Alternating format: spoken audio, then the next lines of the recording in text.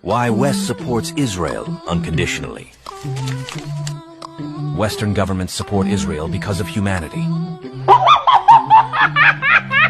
Also because of the Ben Gurion Canal Project, which is Israel's initiative to construct a new canal aimed to boost their economy. It's expected to generate approximately annual revenue of $6 billion. The canal offers Western governments a superior alternative to the Suez Canal, which will solidify their control over the world's most crucial shipping route.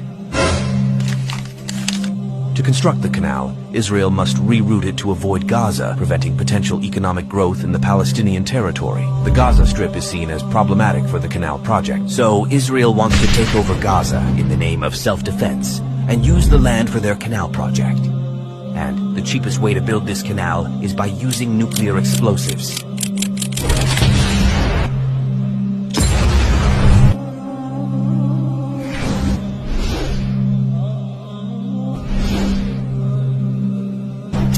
This will bring in billions of dollars, but it will come at the cost of millions of innocent Palestinian lives. Historically, Arab countries used the Suez Canal to pressure the West. But the new canal gives the West more flexibility in Middle East. This allows them to destabilize Middle East and expand their imperialism. Gaza is rich, gas rich, at least 1.4 trillion cubic feet rich, to be precise. But there's a catch. Geologists and natural resources economists have confirmed that the occupied Palestinian territory lies above sizable reservoirs of oil and natural gas wealth in Area C of the occupied West Bank and the Mediterranean coast off the Gaza Strip. To date, the real and opportunity costs of the occupation exclusively in the area of oil and natural gas have accumulated to tens, if not hundreds of billions of dollars. Back in 1999, the Palestinian authorities signed a deal with British Gas. Just off the Gaza coast, they struck it lucky, and 2 wells were drilled. That's Gaza Marine 1 and 2. It was a multi-billion-dollar gift from God, an economic boon both home and abroad. This is one of the key messages here today. There will be gas available for export. And from my conversations with Palestinian officials, including President Arafat, it is clear that they have no interest in just sitting on a gas surplus. Fast forward to 2007, Hamas comes to power and Israel launches an offensive on the Gaza Strip, leaving behind 1,400 dead Palestinians, but taking with it the gas fields. Now, within the year, Israel announced the discovery of the Leviathan natural gas field, which did include Gaza's riches, all in all valued at $453 billion. Now, since then, Gazans haven't seen a shekel, or to be more accurate, they have been denied around $47 billion in revenue. As for Tel Aviv, well, it's gunning to become a new hub. This is a historical moment in which the small country of Israel becomes a significant player in the global energy market. The Memorandum of Understanding will enable Israel, for the first time, to export Israeli natural gas to Europe.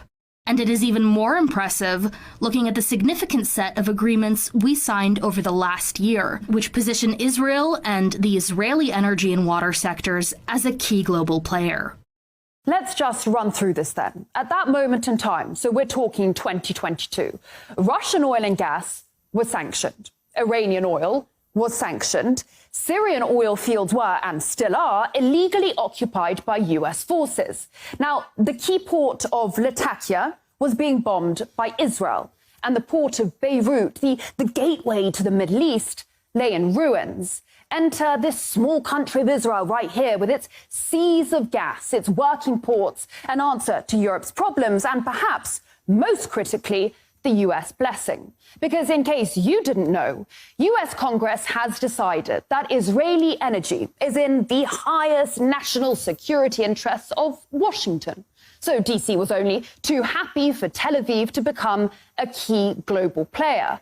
After all, it had itself previously mulled over ways in which to make its 51st state a window onto Europe.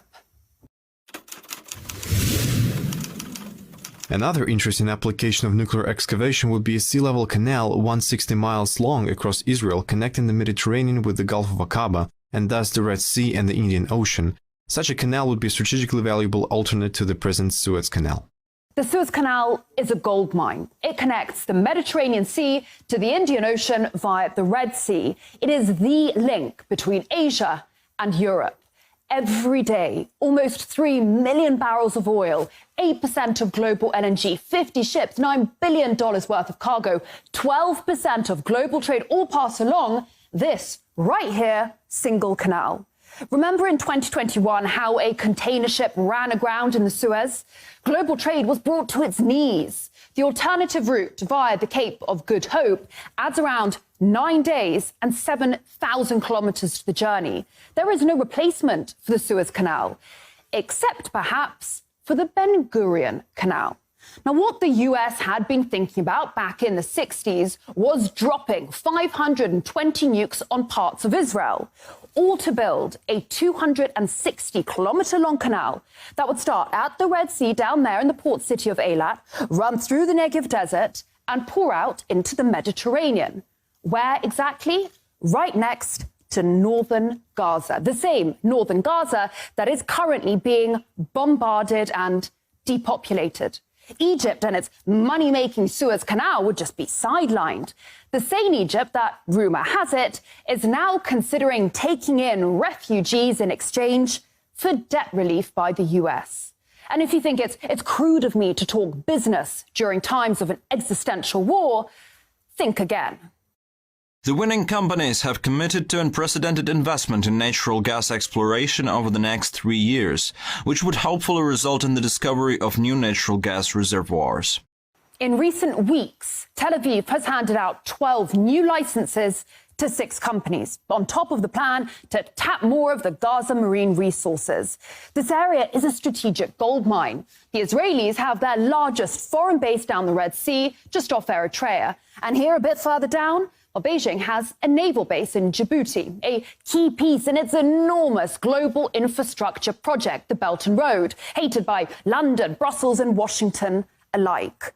Always ask yourself, cui bono, who benefits? Because war is horror and war is hell. But never forget that war, above all else, is big business.